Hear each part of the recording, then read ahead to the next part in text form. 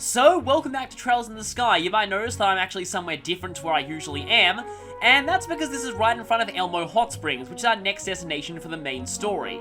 Before we go in there though, I just want to do a little bit of messing around with Estelle's orbment, because, let me see, either one of these... Actually, why is that not in P2? I'm actually going to try and go for Aerostorm on Estelle right now. Also, Estelle having maxed out CP is also probably a good thing. Because, well, yeah, we are going to have a fight soon, and it can be quite tough if you're not prepared. But anyway, let's go in here to head into Elmo Village and the Elmo Hot Springs. So, elephant in the room that I can finally talk about. It's very hard to take this place seriously with the name Elmo. Yeah. If I could actually do an Elmo voice, I would try and do an Elmo impression here, but no. Definitely not. I cannot do an Elmo voice at all.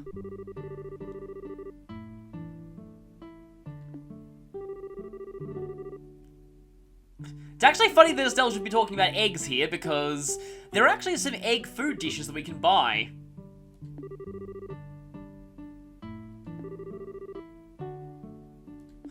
So, yeah, if you've forgotten due to all that barrage of side quests we just did, the pump here is broken, and so the hot springs aren't exactly getting hot anytime soon.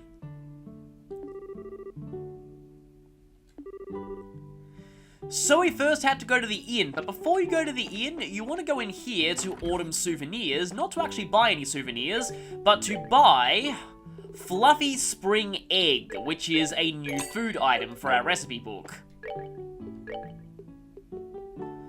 So let's go ahead and eat that and heal. There are actually more, you know, I just noticed something. Yeah, I like how you can see, like, all these books and photos they have here, like a real souvenir shop. It's actually pretty cool. Not a lot of souvenir shops in video games actually put in the effort to, you know, look like a real one. Anyway, there are actually a couple of people here who live in this general area, but most people who come here are tourists. So the hot water is off, and something that I will show off here though, see this thing? That's a locked door. Now, by the law of conservation of detail, a locked door will be unlocked at some point during the story. Actually not the case in this game. We won't be opening that locked door until the sequel, I'll just say. So, yeah, don't get your hopes up now.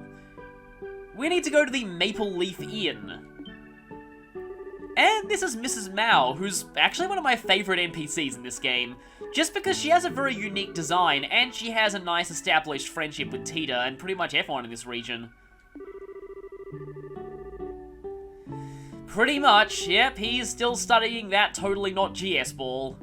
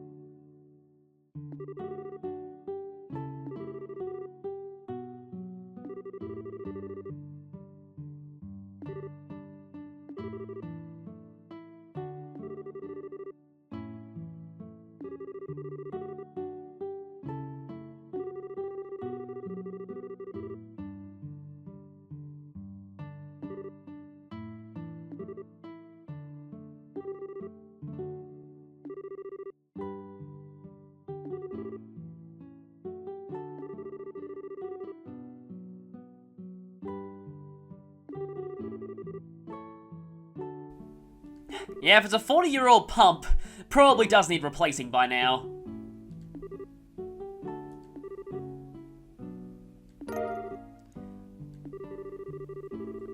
And I was actually right near the pump shed earlier, so yeah, we just need to go back there. Now, at this point, there's actually nobody in this little restaurant.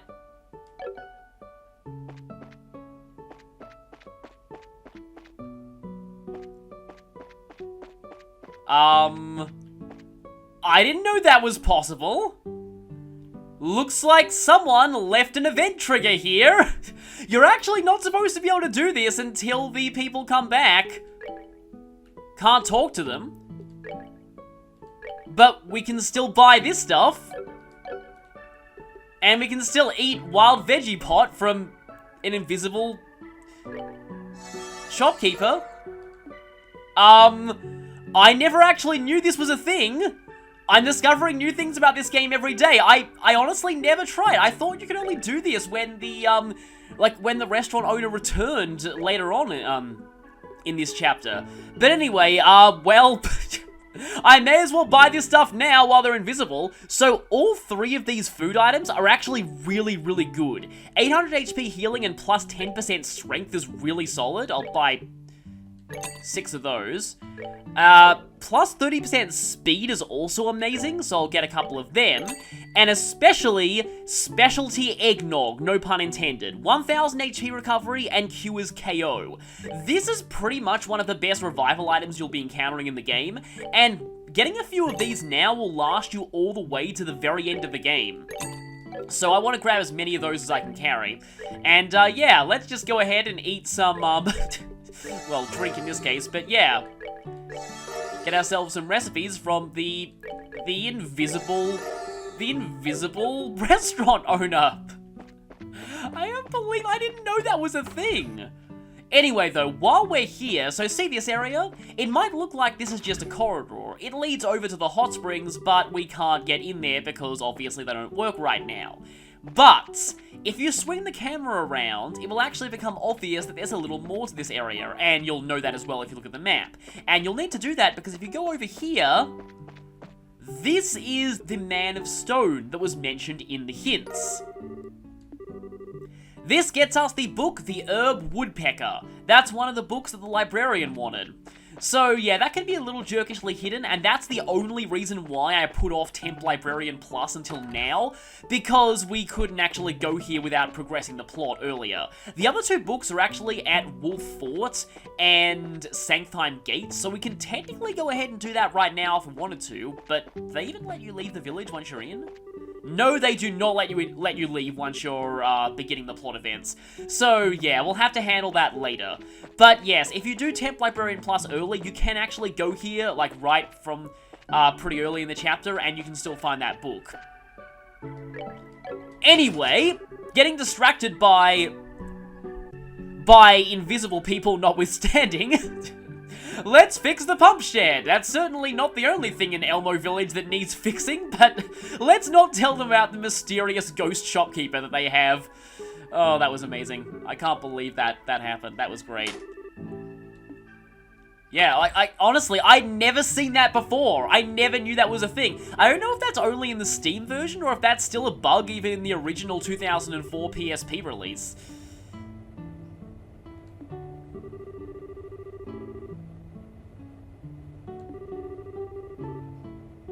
Yeah, that was only 10 years after orbments were invented, if the Orbital Revolution was 50 years ago.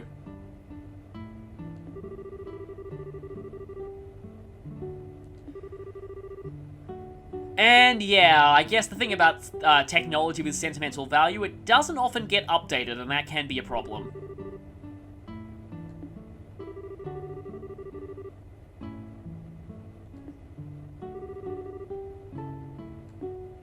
Well, I mean, you could make her coffee.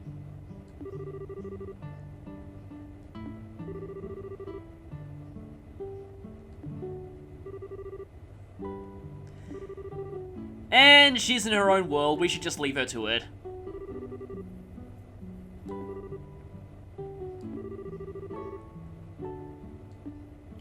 So at this point we need to go to the inn to wait, and that'll lead us into something else.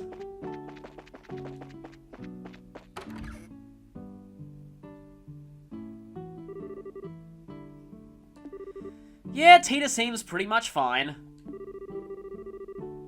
I would say she's good at her job, but I mean, she's like 12. She doesn't even have a job yet.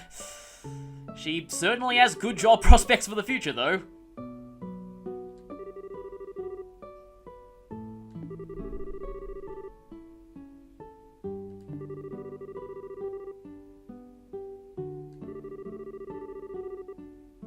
Yeah, I do love the detail that if you go into town right after she joins and talk to everyone, they pretty much all know her.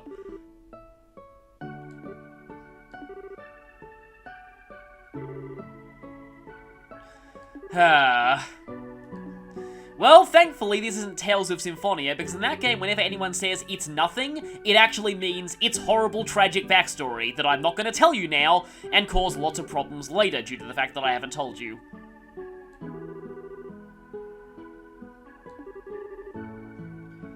Lady from Grancel, huh? Well, Chloe was headed there. Maybe that's her.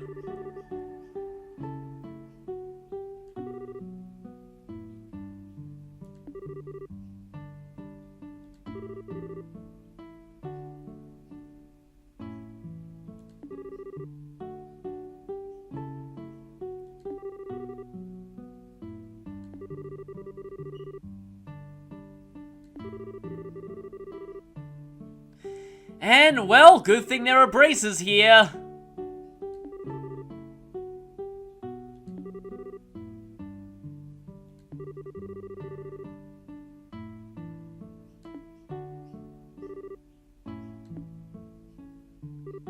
Yeah, it looks like we may have a bit of a job here. Just a short one.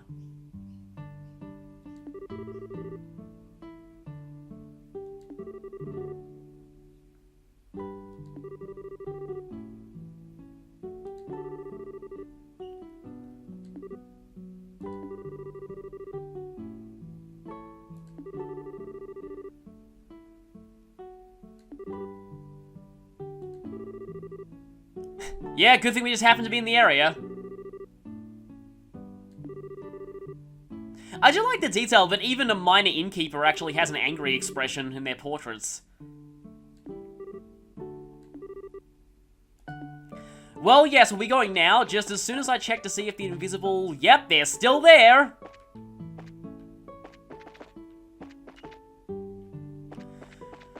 So, yeah, you need to head out of the village, and...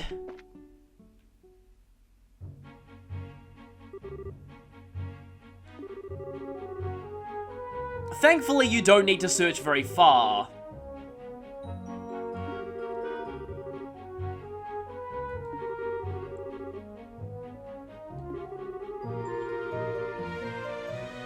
Yep, hopefully.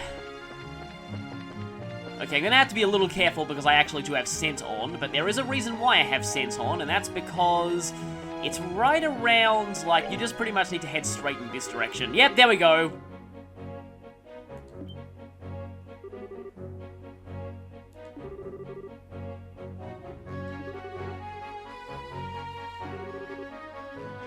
Yep! We know full well who that is. She didn't show up at all in Chapter 2, but yeah, we're finally meeting her again.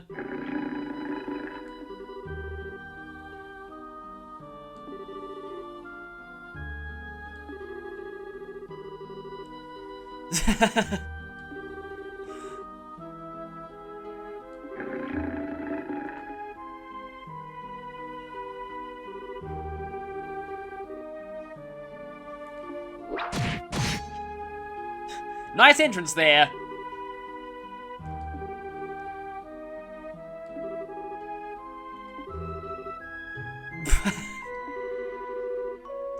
Already forgotten about us. Or not. Yes, fancy. Okay, let's just fight these things and get done with it. So, there is a whole bunch of these attack Dobermans here, just like we fought back at the start of Chapter 2. They actually hit somewhat hard, and they're decently fast. On my Nightmare file, I actually lost this fight quite a few times, because I wasn't really prepared for it. It's kind of easy to forget that this fight is coming, honestly. It happens in the at a point in the plot that's kind of meant to be more of a relaxing moment. But anyway, yes, I can actually get Aerostorm in first, and I wonder if this will actually finish them all off. I guess we'll see. Don't think so, actually. Oh boy, that's probably not good. Are they gonna all just pile on in on Dorothy?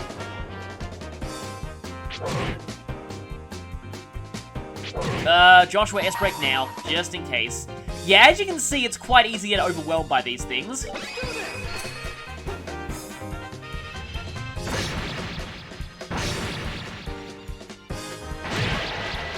Oh, and I got instant death on that, even though that probably wasn't necessary.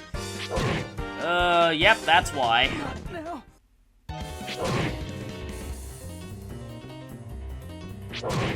And they two-shot Dorothy as well, so... this could actually be very, very, very bad. Can I finish off these things with... I don't think Ariel's gonna do enough to finish them off.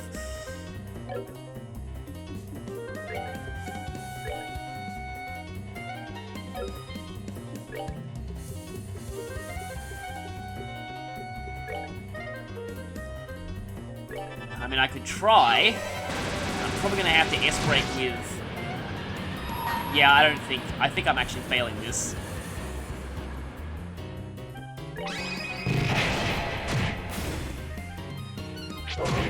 Yeah.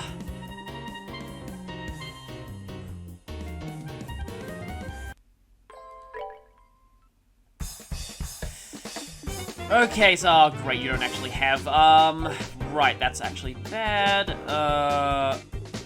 Maybe I'll go for White Gahana. I was actually going to go for Clock Art EX, honestly.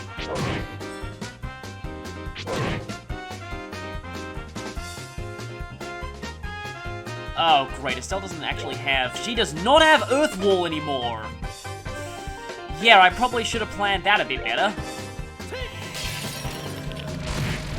Okay, did not get any Fate at all. That's extremely bad.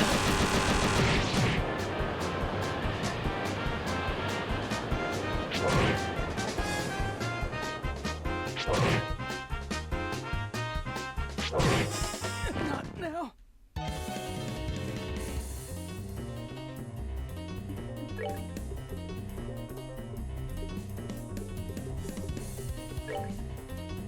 We're good to go.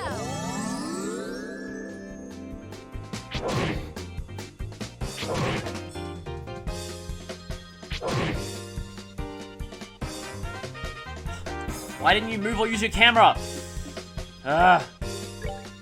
Actually, Flicker is definitely useful in this fight as well. Okay. But can you get... yes, you can get White Gahana in. I'm gonna actually give up my critical turn for that. None of them are dead yet, though, which is kind of a problem. Okay, at least Estelle got her turn now.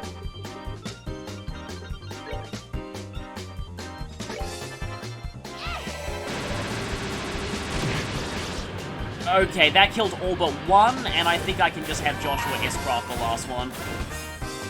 So yeah, that fight's actually surprisingly tough. Don't feel bad if you lose to that. I really should have put on Earth Wall. Earth Wall's really, really good in that one.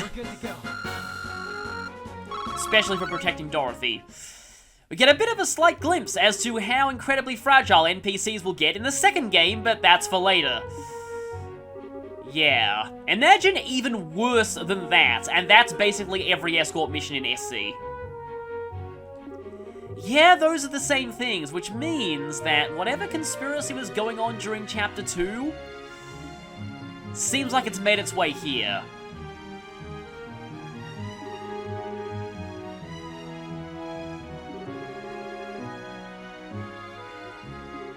Well, it seems like every single NPC we meet on our journey, we're destined to meet again.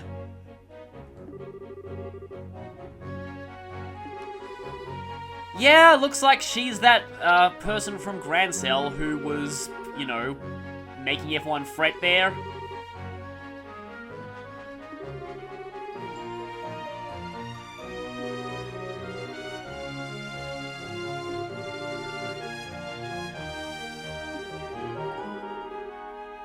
Okay, then.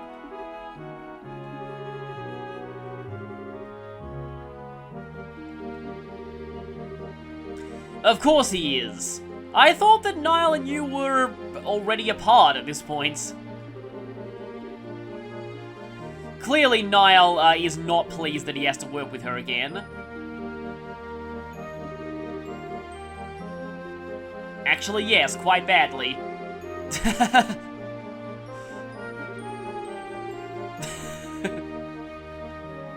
And Estelle totally loses it and delivers another amazing line.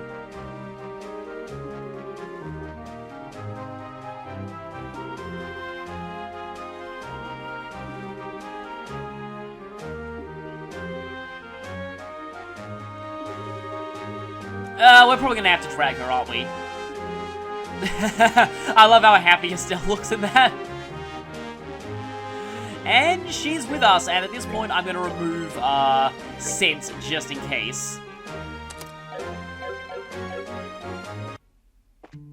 And once we arrive back here, it's already sunset.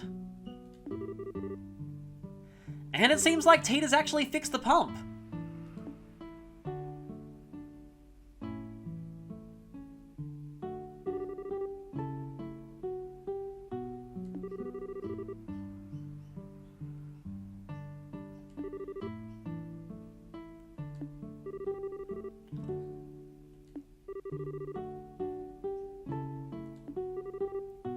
The thing is, we should actually like the spa too, but you'll see why a bit later on. And, well, fruity milk makes you faster, which is pretty effective, especially against those Dobermans. Maybe that would have made the fight a bit easier.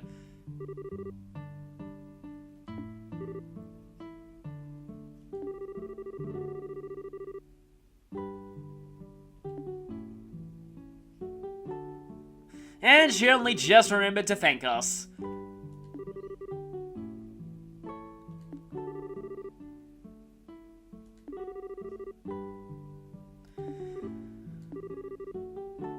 So we need to meet back up with Tita. And after that, I think you all know what's coming.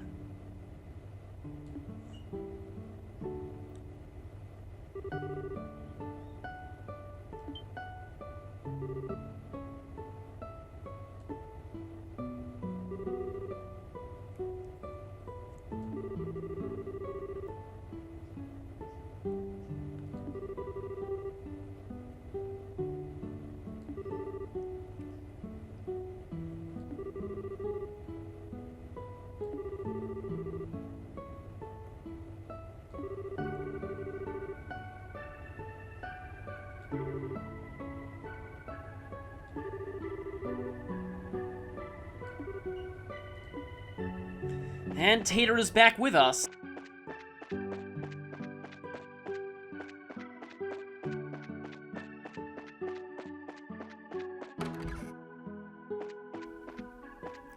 Ah, so this is the first point where you're supposed to have access to the food here, and now we can actually talk to you. Yes, we also have many authentic ghost dishes, because manning your station was a ghost before. Yeah, we can actually choose to rest here, which is kind of funny considering that, well, we actually get a free rest anyway as part of the story.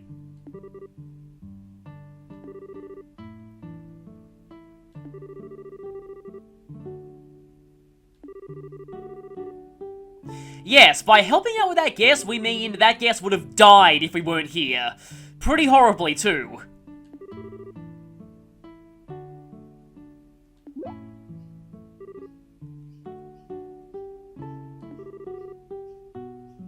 Yeah, you could call it that.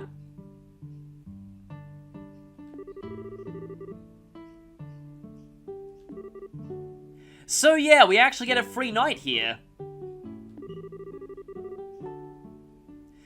Something tells me he's gonna be working into the night anyway. Yeah, thought as much. But it feels like this is a place that tourists come from far and wide to stay at, so getting a free night here is definitely a great deal.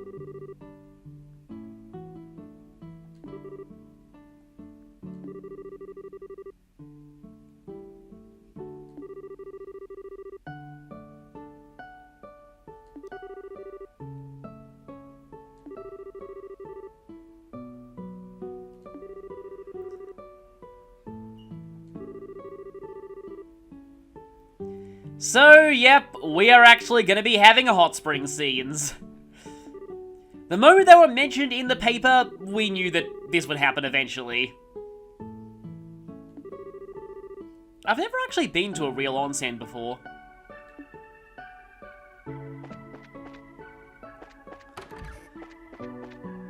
Yep, this must be our room. And hey, we have an extra bed.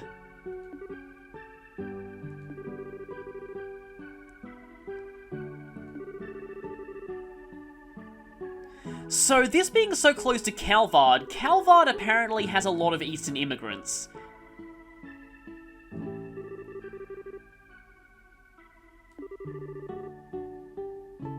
And yes, it definitely is, the specialty eggnog in particular.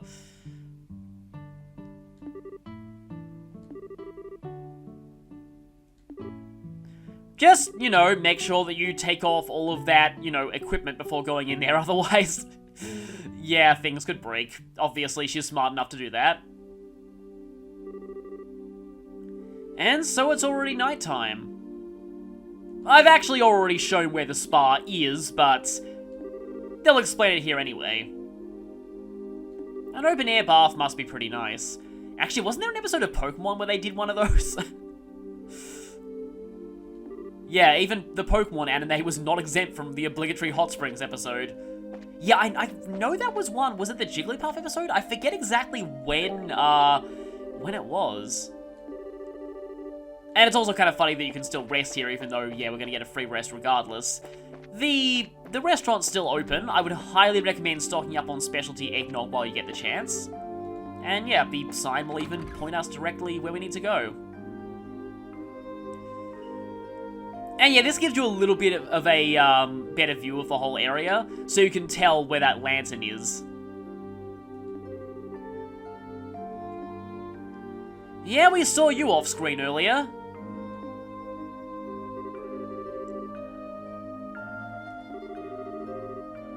I would normally say she was exaggerating, but these waters really are heavenly, and I'll point out why in a little bit.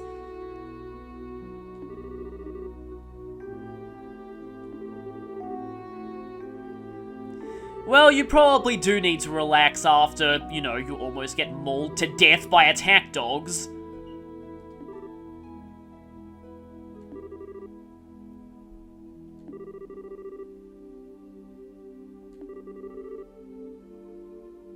She's actually very good at her job too, which is lucky because otherwise she probably would have been fired a long time ago.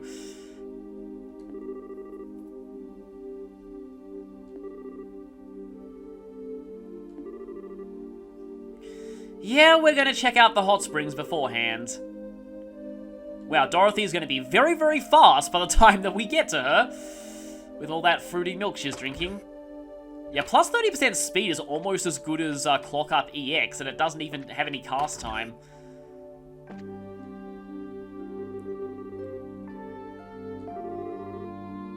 Yeah, that's the men's bath. The blue was kind of obvious.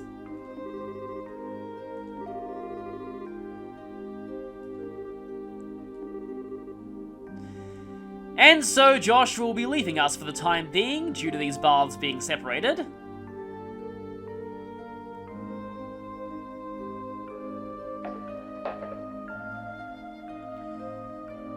And we get a bit of a view of the indoor baths.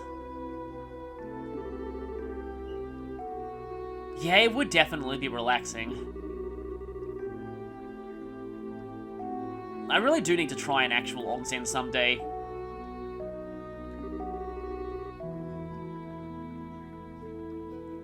You know, now that I think about it, I wonder if, like, people who actually own hot springs in Japan are, like, really annoyed at the way that hot springs always get depicted in anime. They're like, no wacky fan service antics will not happen if you go here. Yeah, it's kind of interesting because I originally was not really bothered by the hot spring scenes in the Persona games, but after seeing some more hot spring scenes in various anime and some other games, I realized they all pretty much follow the exact same formula, and it does get annoying eventually. However, this one I like. This one actually does not quite follow the same formula they usually do. and I'm sorry I'm kind of ignoring the dialogue here, but said formula is, first, the girls go in the hot spring and they compare bus sizes. This always happens, no exceptions. And then the guys come in, there's a mix-up with the times, they get accused of peeping when they actually weren't trying to, they get beaten up, wacky hijinks ensues, the end. I just kind of wanted to get that out of the way because I've noticed that a lot of hot spring scenes, even one in Cold Steel, follow that exact same formula. But again, this one doesn't. So yeah, all our travelling has been on foot so far, no airships. Thanks to Shara, echoing our dad's advice. It does make sense that we need to get a look at the places that we'll be protecting eventually. Mr. Cassius, yes, that is like his official full name. Actually, no, saying Cassius's full name will destroy the world, so that's the most anyone can actually pronounce of it.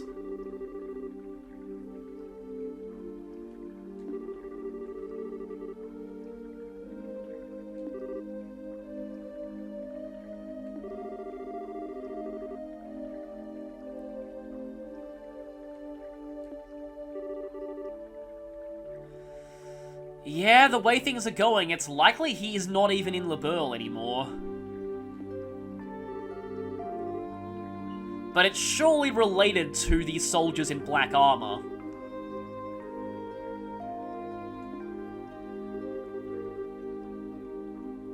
Yeah, he is like the most brokenly overpowered person on the entire continent.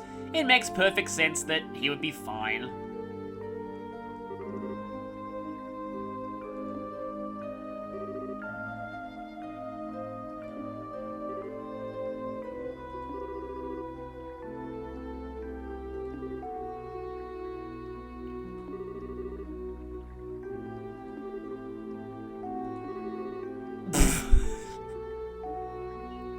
I forgot she said that! Like, I vaguely remember this scene, but I totally forgot that she said that. I thought she was about to ask if she could treat her as a big sister or something. But...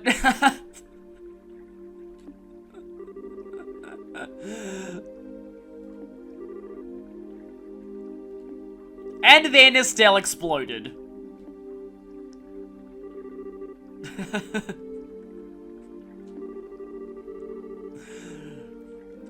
Tita, you haven't met a lot of adoptive siblings, have you?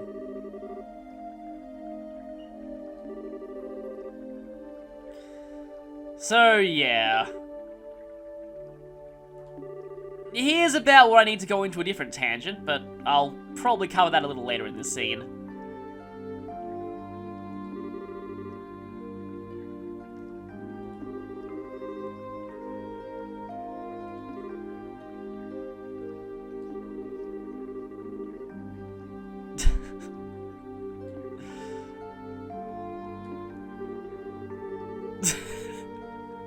And, you know, that.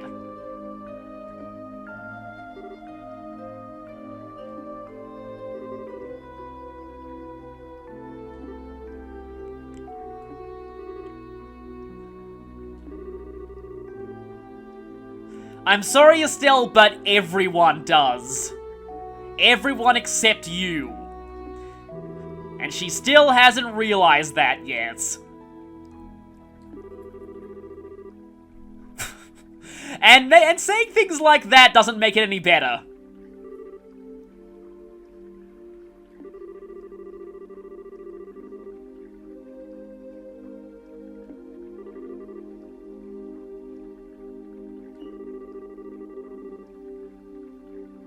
Sort of true, except that Estelle gets really jealous whenever anyone shows interest in Joshua, which is not exactly normal.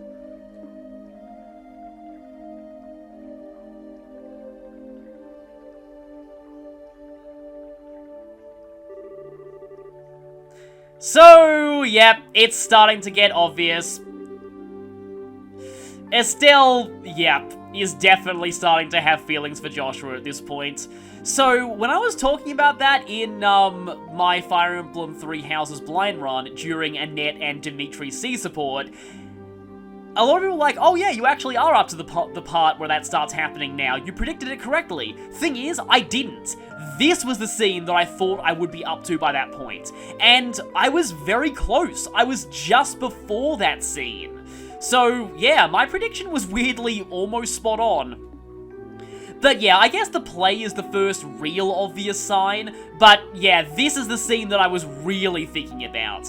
This is the part where it becomes very obvious that this is the direction that the Estelle and Joshua subplot is heading. Well, actually, it's more like the main plot when you think about it.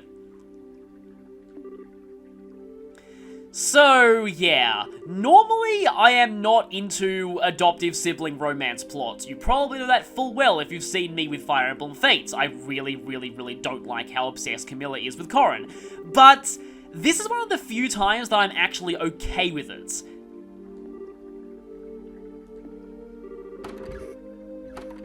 Oh, by the way,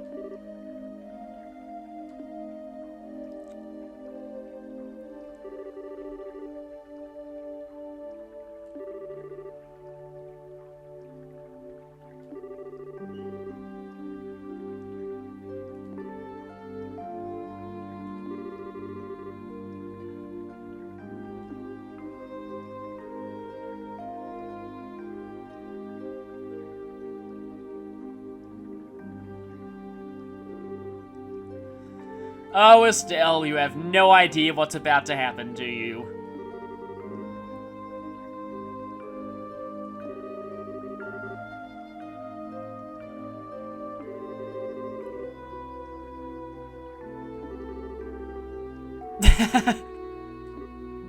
I love how Estelle and Joshua's banter is so good that she just immediately snaps back into that mentality and then realizes what that implies. Like, that it implies that he's right here.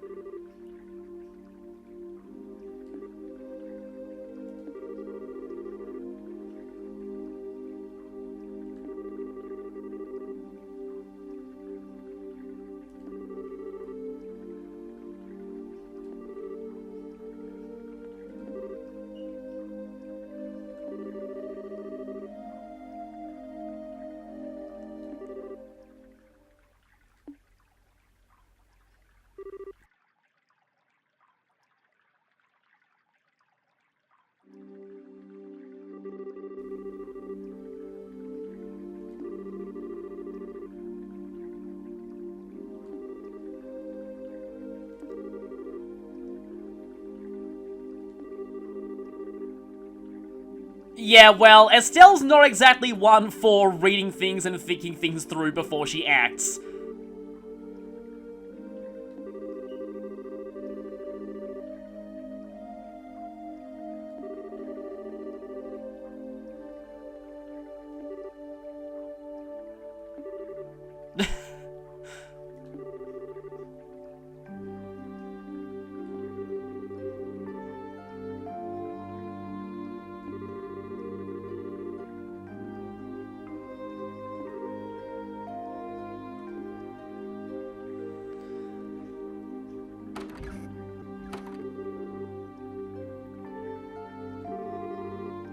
Really? Who was the one who didn't read the sign?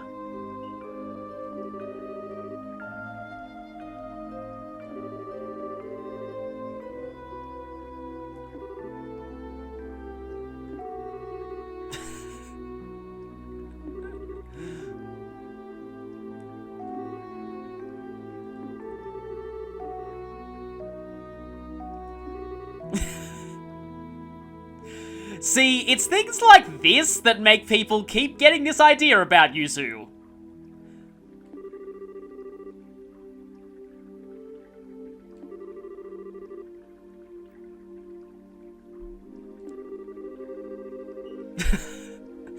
Oh, and she keeps making it even worse.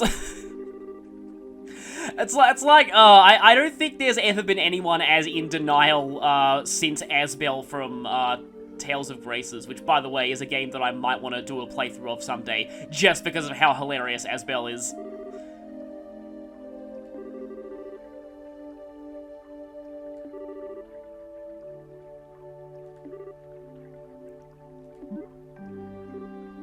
And then Tita is like, Mummy and Daddy are fighting again.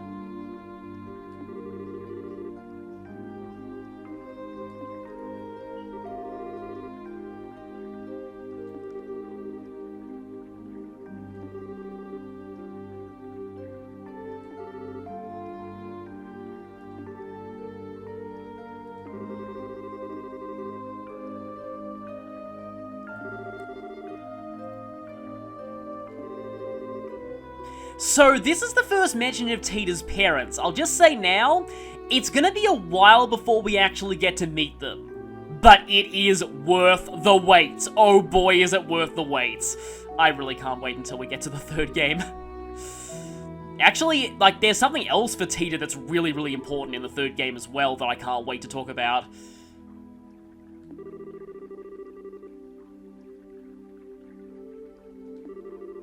But I'll just give you a sneak preview and say that Tita's mother, who is actually her grandfather's daughter, he definitely, well, let's just say that it runs in the family.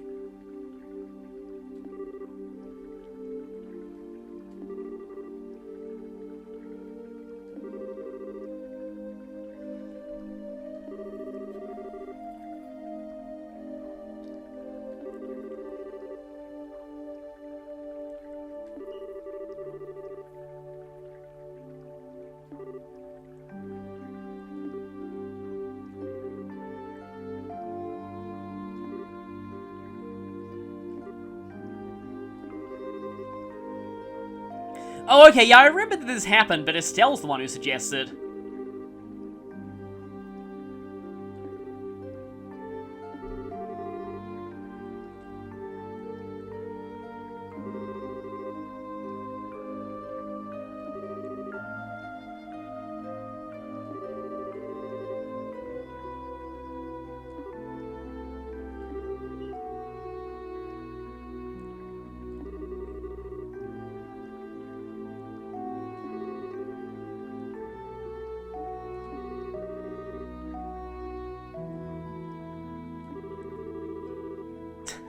Yes, obviously just Joshua.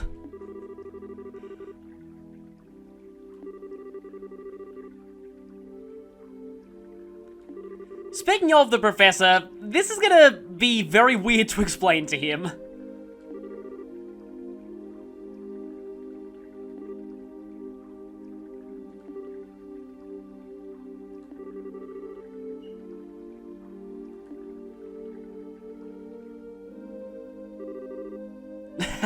Meanwhile, yeah, they're not gonna come to dinner for a while, let's just say.